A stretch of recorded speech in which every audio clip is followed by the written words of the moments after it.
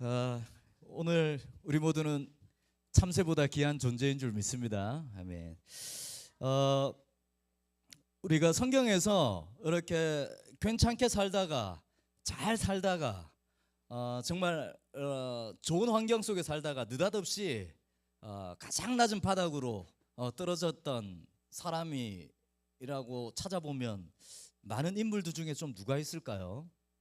아주 괜찮은 잘 살아가고 있던 중에 갑자기 느닷없이 아주 바닥에 떨어졌던 인물들이 누가 있을까요? 한번 생각나는 대로 한번 말해 보시죠. 욥, 그렇죠. 욥이 아주 잘 살다가 느닷없이 바닥에 쿵 떨어져 버렸죠. 또 누가 있을까요? 욥밖에 없을까? 바울. 또 누가 있을까요? 모세, 그렇죠. 모세 진짜 왕의 아들이었다, 그죠? 양자였다가 갑자기 바닥이었죠. 또 누가 있을까요? 제가 원하는 답은 아직 안 나왔어요. 요셉도 그렇고, 또 솔로몬도 그렇다, 맞다, 그죠? 사울도 그렇네, 맞네. 사울 왕을 말하는 거죠. 예, 제가 원하는 사람은 다니엘이에요. 다니엘을 보면, 다니엘서 1장부터 쭉 읽어보면 이방 나라로 끌려갔는데 그게 다니엘과 친구들을 이렇게 포로 중에 이방 왕이 불러 모으는데 어떻게 불러 모으냐 하면, 포로 중에 왕족, 귀족, 똑똑하고 용모가 뛰어나고 하여튼 모든 어떤 면모로 보아서 부족함이 없는 포로 중에 젊은이들을 뽑아와라, 이렇게 말을 합니다. 그 중에 다니엘이 뽑히거든요. 그렇다면 이 다니엘은 왕족이었고 귀족이었고 또 계속해서 뒤에 나오는 이야기들을 보면 용모가 아주 뛰어나고, 우진이나 지우리처럼 아주 용모가 뛰어나고 아주 잘생겼고 똑똑하고 막 이런 사람이었다는 것이죠. 그런 다니엘이 포로로 끌려와서 느닷없이 아무것도, 정말 노예의 삶을 살게 되는 그런 시간을 경험하게 됩니다. 그래서 이 다니엘은 바빌론의 포로가 되면서부터 자기가 누렸던 모든 것들을 하루아침에 가장 처절한 바닥으로 나아가는 인생이 되었다는 것입니다. 하나님도 잘 믿었을 거고 신앙도 좋았을 거고 귀족 출신이고 모든 것들을 갖춘 이 다니엘이 하루아침에 인생의 바닥을 경험하고 있는 것입니다. 오늘 우리도 이런 인생의 바닥을 몇 번이나 경험하고 살아왔던 사람들이 오늘 우리 중에도 있을 수 있습니다. 송구영신 때 우리 한명수 집사님 앞에서 우리 젊은 우리 친구들이 모여서 이야기를 듣는 중에 한명수 집사님도 인생의 바닥을 나름대로 찍고 올라오고 찍고 올라가고 찍고 올라가고 하는 시간들이 있었다라는 것을 우리는 이야기를 듣고 참 많은 또 용기도 얻고 이렇게 또 참 그런 시간들을 보면서 우리 인생이 이런구나 하는 걸 또 깨달아야 되었습니다.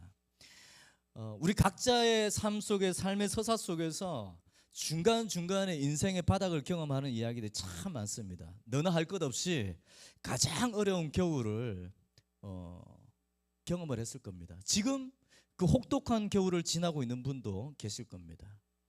제가 알고 있는 어느 한 개척교회 목사님은 좋은 일을 하다가 정말 잘 사는, 세상에 잘 좋은 삶을 살다가 다 내려놓고 정말 좋은 의미를 만들어가고 싶은 교회를 개척하고 싶어서 그렇게 정말 모든 것을 내어놓고 참 의미 있는 교회를 시작을 했는데, 그러니까 몇몇 사람들이 같이 참석하고 같이 열심히 하다가 이분이 그냥 퍼주는 일을 너무 많이 하고 싶어서 열심히 퍼주었어요. 그러다 보니까 본인의 가정과 삶은 돌보지 못해가지고 점점 힘들어지기 시작했죠. 그러다가 엎친 데 덮친 격으로 사모님이 큰 중병에 걸리고 또 목사님도 막 뇌졸중이 오고 젊은 나이에 그렇게 해서 정말 하루아침에 하나님을 위해 의미 있는 일을 하겠다라고 선포한 그 이후로 갑자기 인생에서 가장 밑바닥을 경험하는 일을 그분은 하게 되었습니다. 우리가 상상할 수 없는 겨울을 그분은 지나고 있는 중입니다. 뭐 저도 마찬가지죠. 저도 좋은 직장을 다니다가 하나님께 헌신하겠다고 신학교를 갔는데 낯선 곳에 와서 하루아침에 며칠 지나지 않아서 위암이 걸리고 또 이렇게 제 자신을 제대로 돌볼 수 없는 그런 시간도 경험했습니다. 그러니까 하늘이 무너지는 일을 경험했다라고 하면 되겠죠, 그죠? 청천벽력 같은 그런 일들이 오늘 우리가 살아가다 보면 한 번씩 만나기도 하고 또 우리 주변에 참 많이 겪고 있는 것을 보고 있습니다. 다니엘에게도 바빌론에 끌려온 그 시간이 하늘이 무너질 만큼 앞이 깜깜한 시간이었을 것입니다. 그런데 다니엘은 2장을 쭉 읽어보면 소리를 지르거나 억울하다고 말을 하거나 아니면 떼를 쓰거나 화를 내지 않습니다. 다니엘서 2장 17절 18절에 보면 그 다음에 다니엘은 집으로 돌아가서 자기의 친구 하나냐와 미사엘과 아사랴에게 그 사실을 알려주고 그 친구들에게 말하였다. 너희와 나는 다른 바빌론의 지혜자들과 함께 죽지 않도록 하늘의 하나님이 긍휼을 베풀어 주셔서 이 비밀을 알게 해 주시기를 간구하자. 그러니까 막 떼를 쓰거나 하나님 너무 억울한 포로로 끌려왔는데 하나님 그중에 어떻게 우리가 뽑혀나가서 저 바빌론의 지혜자들과 함께 우리가 제대로 답을 하지 못하면 우리도 똑같이 죽게 되는 이런 억울한 일을 당할 수 있습니까? 하나님 이건 너무 불공평하잖아요. 그렇게 소리 지를 법한데 다니엘은 그러지 아니하고 이 일을 하나님이 긍휼을 베푸셔서 잘 해결할 수 있도록 우리 기도하자. 그러니까 인생의 가장 혹독한 겨울 앞에 다니엘은 기도하자. 하나님의 긍휼을 구하자. 그렇게 말하는 것이었어요. 우지나 세지나 어린이집에서 친구들이 괴롭히고 힘들 때 어떻게 해야 되냐면 기도를 해야 되겠다. 그런 믿음이 있으면 참 좋겠습니다. 그러니까 겨울이 오면 올수록 다니엘은 하나님께 더 가까이 가는 방법을 선택했습니다. 오늘날 이 땅의 교회도 정말 지금 바닥을 경험하고 있습니다. 한국 교회가 바닥을 경험하고 있습니다. 오늘 설교의 제목이 다시 한번 교회. 우리가 새해를 시작하면서 우리가 마음 가운데 새겨야 될 게 뭐냐면 교회가 과연 무엇인가? 교회는 어떤 존재인가? 우리 교회는 어떤 모습이어야 되는가? 이것들을 오늘 우리가 새해에 한 번 더 마음의 점을 콕 찍고 방점을 찍고 우리가 한 해를 시작해야 되는 것입니다. 참된 교회가 어떤 것인지, 하나님이 기뻐하는 교회가 어떤 교회인지, 주님이 세우신 교회가 어떤 곳인지, 우리가 소망하는 교회가 아니라 예수님이 세우신 교회가 어떤 교회인지 우린 그걸 알아야 돼요. 지우라, 예수님이 세우신 교회는 어떤 교회일까요? 곤란한 질문입니다. 곤란한 질문이에요. 도대체 예수님이 세우신 교회는 어떤 교회란 말일까? 오늘 우리가 읽은 이 본문은 예수님이 제자들을 불러 모읍니다. 그죠? 예수님이 우리가 아까 읽은 앞절에 보면 예수님이 제자들을 불러 모아요. 베드로, 안드레, 야고보 불러 모읍니다. 그러고 나서 이 제자들을 훈련시킨 후에 전도 파송을 합니다. 파송을 해. 곳곳으로 흩어지게 합니다. 그 내용이에요. 예수님은 제자들을 불러 모아서 교회를 시작하셨습니다. 그런데 의외로 성경에 이 제자들에 대한 소개나 정보가 굉장히 빈약해요. 그렇죠, 여러분? 그죠? 사실 이 제자들의 내용이 뭐 바울이나 아니면 다른 사람들처럼 세밀하지가 않아요. 그냥 읽다 보면 중간중간에 힌트를 얻어서 이 사람은 어떤 사람이었구나를 아는 거지, 이 제자들을 자세하게 소개하진 않습니다. 참 신기해요, 저는 보면서. 그런데 뿐만 아니라 이 제자들은 예수님과 함께 하는 내내 사실 그렇게 좋은 평가를 받지 못했어요.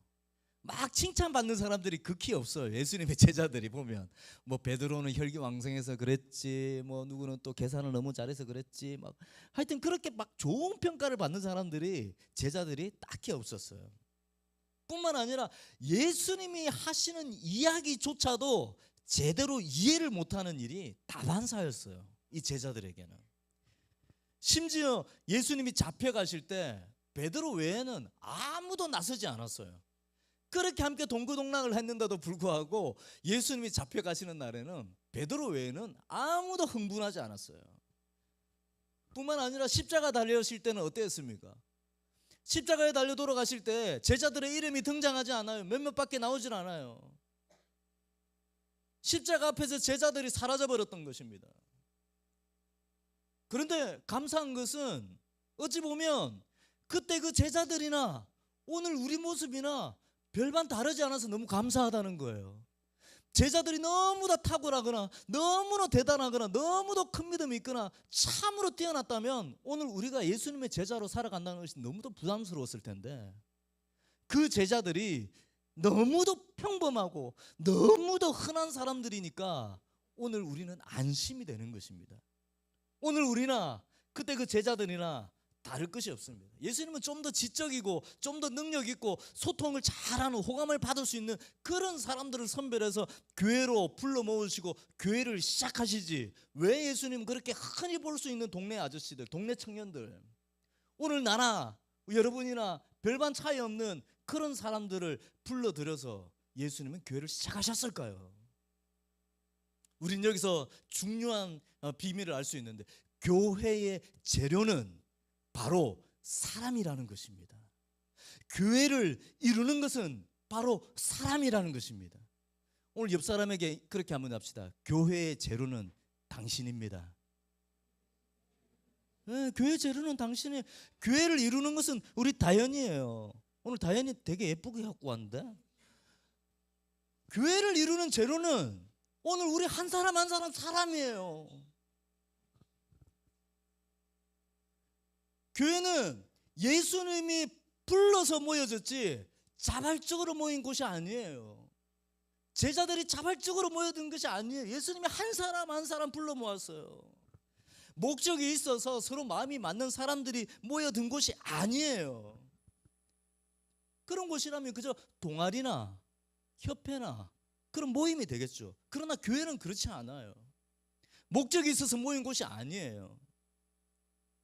또한 교회는 너무도 흔한 사람들, 평범한 사람들, 그런 사람들을 예수님이 불러 모아서 시작했다는 것에 우리는 주목해야 합니다. 예수님은 그렇다면 왜 이렇게 평범한 사람들을 불러내서 교회를 시작했을까요? 오늘 우리도 마찬가지입니다. 너무도 평범한 오늘 우리를 불러내셔서 지하 1층도 아니고 지하 2층까지 하나님은 불러 모으셨을까? 간판도 없고 건물도 아니고 아무것도 없는 이 공간으로 왜 예수님은 우리를, 이 평범한 우리를 평범하지 않은 공간으로 예수님은 불러 모으셨을까? 이걸 우리말로 다시 말하면 무슨 목적으로 예수님은 우리를 부르셨을까가 되는 거죠. 마태복음 10장 7절에서 다니면서 하늘나라가 가까이 왔다 그렇게 선포하라 그렇게 말을 합니다. 제자들에게. 너희들은 다른 거 말할 필요 없어. 다니면서 너희들은 그냥 하늘나라가, 하나님 나라가 가까이 왔다 이 말만 해. 이렇게 예수님은 지시를 합니다. 이제 알 수가 있죠. 오늘 왜 주님은 우리를 불러 모으셨는가? 왜 우리를 오게 하셨는가? 예수님의 목적은 오늘 우리를 통해서 하나님 나라를 선포하라고 오늘 우리를 교회로 불러 모으셨다는 것입니다. 하나님 나라를 선포하라고 오늘 우리를 교회로 만드셨다는 것입니다. 이것은 너무도 중요한 일입니다. 오늘 우리 교회를 통해서 하나님이 원하시는 일은 무엇입니까? 대단한 행사나 무슨 의미 있는 사역 뭐 이런 것이 아닙니다. 어떤 일을 통해서라도 하나님 나라가 드러나면 되는 것입니다. 교회가 하나님 나라를 드러내야 되는 중요한 이유가 있습니다. 그것은 뭐냐면 오늘 말씀에서 찾을 수가 있는데요. 첫 번째는 평범한 사람들을 하나님은 교회를 통해서 비범하게 만들어 주신다는 것입니다. 오늘 우리 너무도 평범합니다. 보세요. 옆 사람 보세요. 얼마나 특별하게 생긴 사람이 있는지. 너무도 평범해요. 너무도 평범한 사람들입니다. 그런데 오늘 예수님이 8절에 예수님이 불러 모은 그 제자들마저도 얼마나 평범합니까? 그죠? 얼마나 흔한 청년들입니까? 그런데 8절부터 예수님은 그 흔한 청년들한테, 이 땅에 흔해 빠진 청년들한테 뭐라고 말하냐면, 너희들은 하나님 나라가 가까이 왔다라고 선포하면서 아픈 사람도 고쳐주고 일꾼 사람도 살리고 나병 환자를 깨끗하게 하고 귀신도 쫓아내고 너희들이 가진 있으면 또 주고 또 주고 또 주라. 이 일이 흔한 사람들이 할 수 있는 일입니까? 평범한 사람들이 할 수 있는 일입니까? 오늘 우리 김성철 집사님이 갑자기 밖에 나가가지고 병 걸린 사람이 앉아 있는데 갑자기 집사님이 가가지고 병 걸린 사람이 나을 수 있도록 막 기도해가지고 막 병이 팍 나아버려갔다. 그러면 우리 김성철 집사님은 어떻게 될까요? 당신 다니는 교회 어디야? 우와, 그 교회 가자. 그래가지고 막 우리 움직이는 교회가 미에 터지겠죠, 그죠? 비웃지 마라, 우진아. 하나님이 하시면 하실 수 있는 거다. 너무도 평범하지만, 너무도 평범한 제자들에게 예수님은 이렇게 명한 거예요. 야, 가다가 아픈 사람 있으면 기도해. 그럼 나을 거야. 귀신 들린 사람 쫓아내. 가진 거 또 주고 또 주고. 그렇게 말을 합니다. 평범한 사람들에게. 이 말은 뭐냐면, 하나님 나라를 선포하면 평범한 사람이 갑자기 비범한 사람이 된다는 것입니다. 하나님 나라를 선포할 때 뭐 대단한 행사를 하거나 대단한 무슨 일을 해서 비범해지는 것이 아니라, 오늘 평범한 오늘 우리가 교회가 되어서 하나님 나라를 선포하게 되면 갑자기 우리의 삶이 비범해진다는 거예요. 여러분 믿으십니까? 좀 믿어보세요. 믿으십니까? 비범해질 수 있습니다, 친구요. 네, 비범해질 수 있습니다. 하나님 나라를 선포할 때. 오늘 우리 교회가 해야 하는 일은 무엇입니까? 그렇다면 다른 많은 행사나 다른 대단한 계획들, 이건 다 뒤로 젖혀두고 우리가 가장 먼저 교회가 해야 될 일은 뭐냐면 하나님 나라를 선포하고 알리는 것입니다.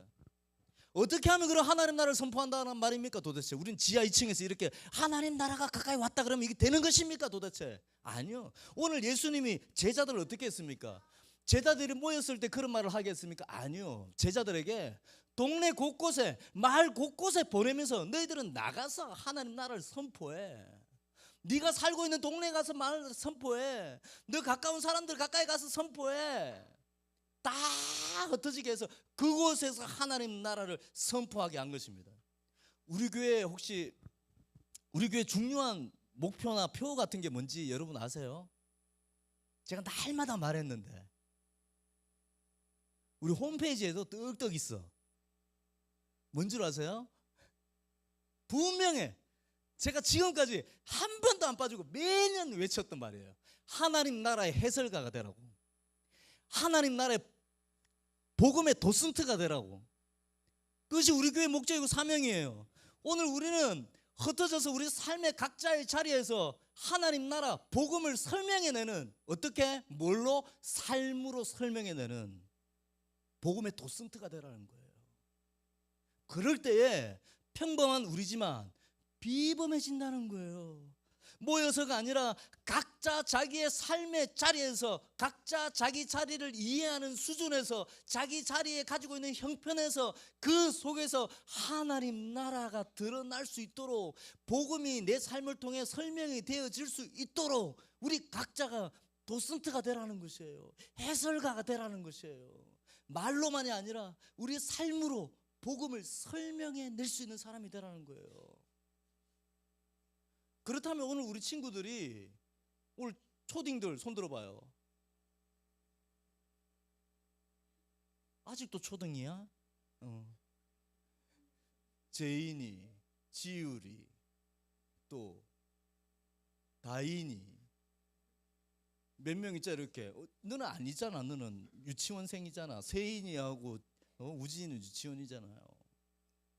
우리 이 어린 친구들도 당신들도 하나님 나라를 선포할 수 있어요. 친구들 어떻게? 학교에서 여러분이 하는 일, 공부와 학교 생활과 친구들 관계 속에서 하나님 나라가 나를 봐봐 하나님 나라가 보일걸? 할 수 있어요.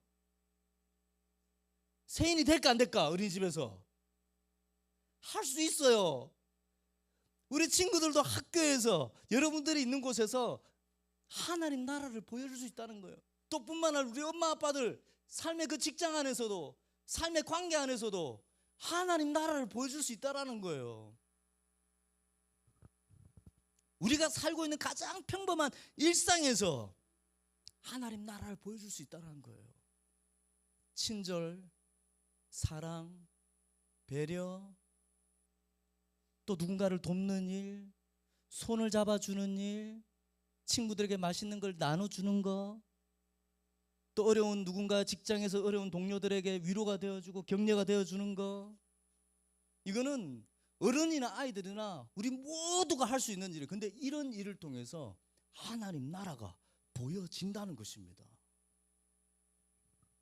예전에도 이야기했지만 제 이야기를 한번 해볼까요? 한참 코로나 때 토다이숲에서 붕어빵을 했습니다. 그죠? 붕어빵을 이렇게 굽고 있는데 한 젊은 엄마가 유모차를 끌고 아기를 데리고 왔어요.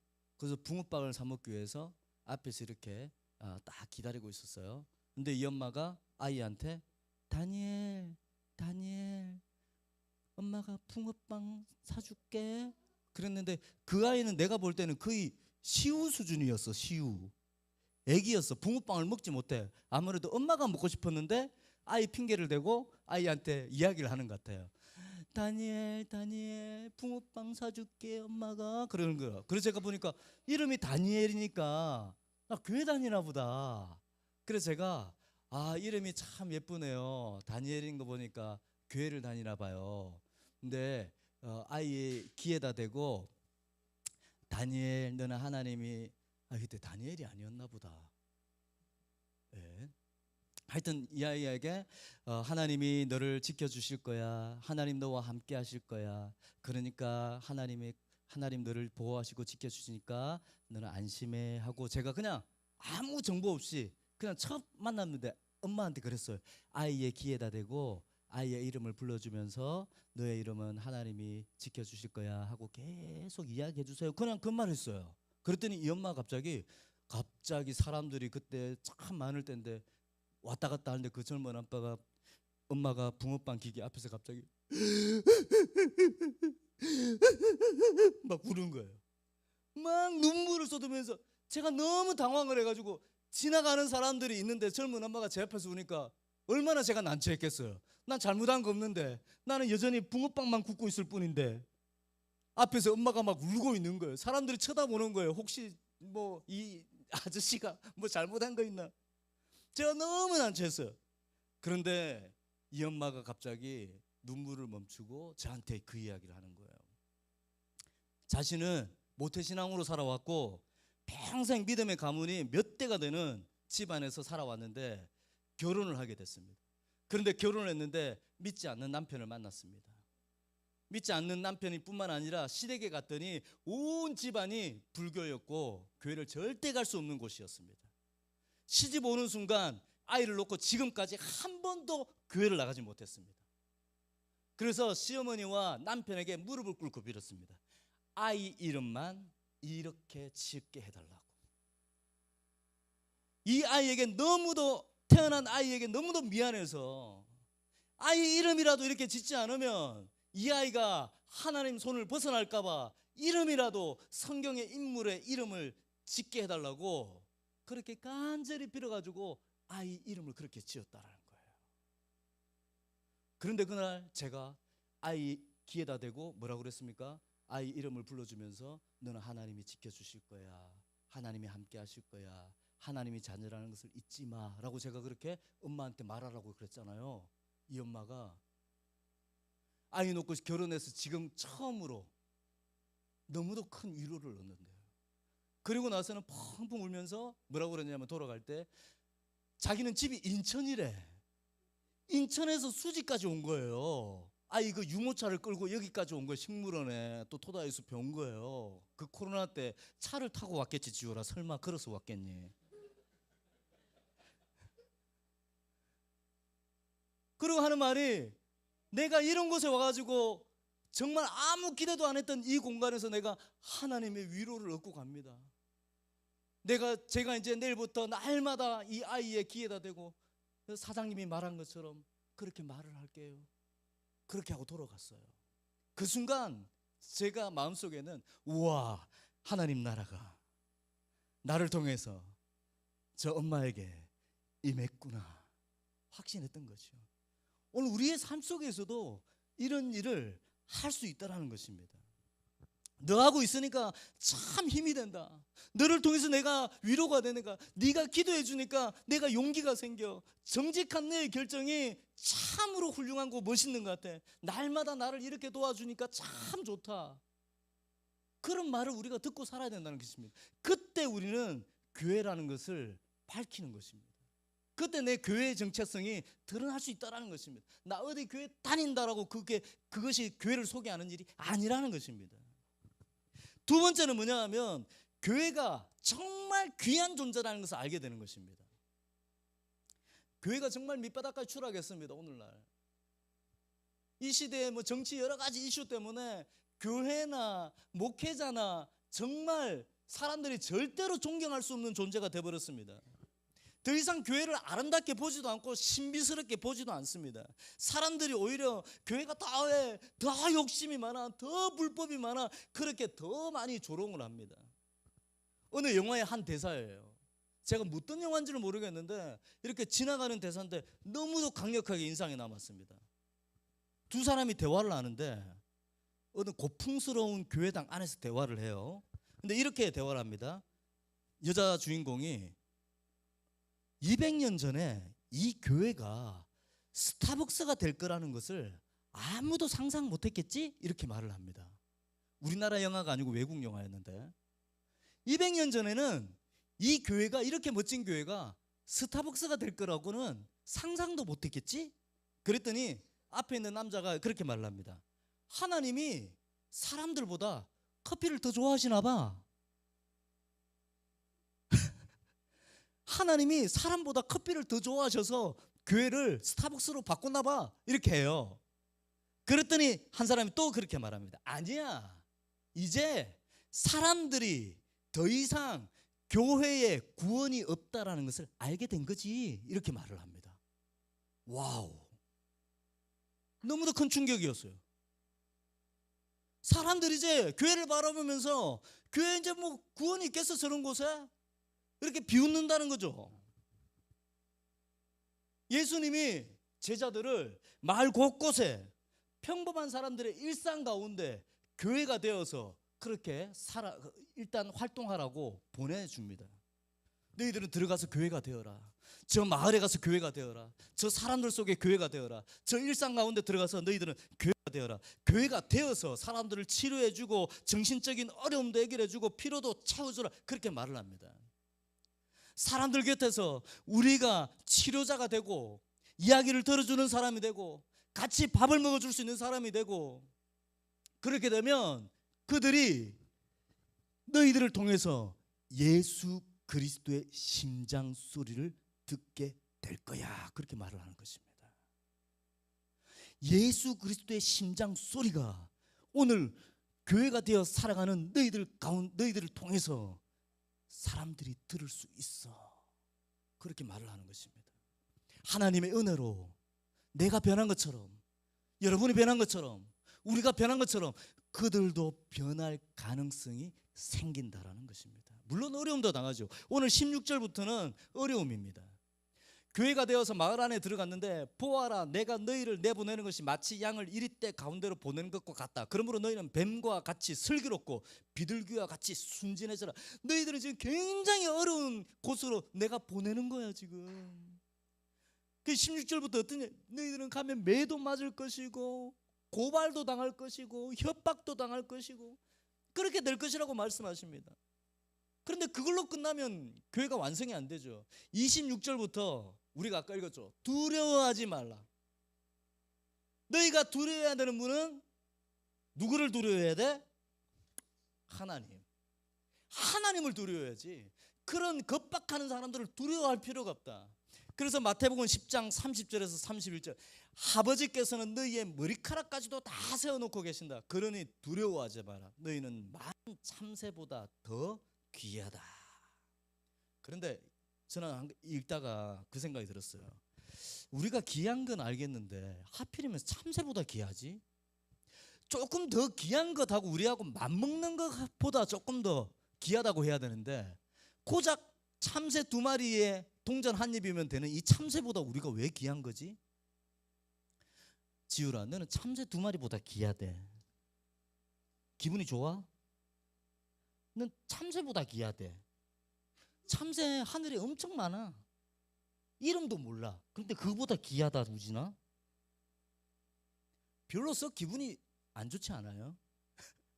그 흔해 빠진 참새보다 우리가 귀하대. 그런데 예수님이 참새보다 귀하다고 말하는 것은 뭐냐 하면, 그만큼 하찮은 존재를 돌보시는 하나님이 너희들을 그냥 내버려 둘 것 같냐? 너희들을 그냥 그 어려운 가운데 내버려 둘 것 같냐? 그렇게 말하는 것입니다. 하나님이 돌보시는데 하나님 나라를 선포하는 너희들은, 평범한 존재가 비범한 존재인 너희는 얼마나 많이 내가 돌보겠냐, 하나님의 약속인 것입니다.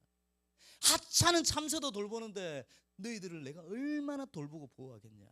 그래서 오늘 우리가 인생의 가장 밑바닥 가운데 있을 때 하나님이 오늘 우리를 돌보신다는 것입니다. 하나님이 오늘 우리를 붙잡아 주신다는 것입니다. 오늘 겨울을 나시는 분 있습니까? 인생에 참 혹독한 겨울을 지내고 계시는 분 있습니까? 하나님이 도우신다는 것입니다. 참새보다 더 귀하게 우리를 붙들어 주신다는 것입니다.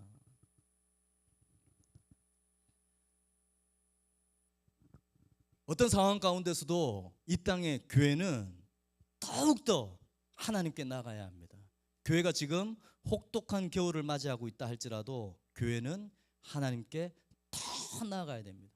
하나님의 말씀 외에는 그 어떤 것도 귀담아 듣지 않아야 합니다. 그리고 인내하고 견디는 것입니다. 그래야 사람들이 세상이 교회를 신비롭게 여길 것입니다. 교회가 지금 하나님께 나아가기보다 시대 흐름과 정치인들에 빠져가지고 교회가 해야 될 일을 놓치고 그렇게 살아가다 보면 교회나 세상이나 교회나 스타벅스나 다 똑같이 본다는 것입니다. 결론하면 교회는 본래 예수 그리스도와 우리만 존재했습니다. 교회라는 곳은 예수님과 오늘 우리 외에는 아무것도 없던 곳이 교회예요. 1세기 교회에 아무것도 없었어요. 예수님과 사람들밖에 없었어요. 그리고 예수님 말씀하신 하나님 나라를 선포하고 사람들을 치료하고 살리는 그 일만 존재했습니다. 다른 일을 아무리 많이 해도 소용이 없는 것입니다. 언젠가 이 땅에 막 거대한 해일이 일어나가지고 몰려와서 교회 안에 그리스도와 우리 사이에 있는 온갖 건물, 온갖 정치적인 이슈, 온갖 직분, 무슨 학교, 무슨 모임, 무슨 교회 세미나, 무슨 찬양되고 모시고 하는 그 해일이 다 쓸어가고, 정말 교회는 오로지 본질 하나, 예수 그리스도와 오늘 서 있는 우리, 교회 맨 처음 존재했던 것만 남게 되는 그런 날이 올 것입니다. 그 추상스러운 것들을 하나님이 다 정리해버리고 교회는 예수 그리스도와 너만 있으면 되라고 하나님이 말씀하시는 날이 올 것이라는 것입니다.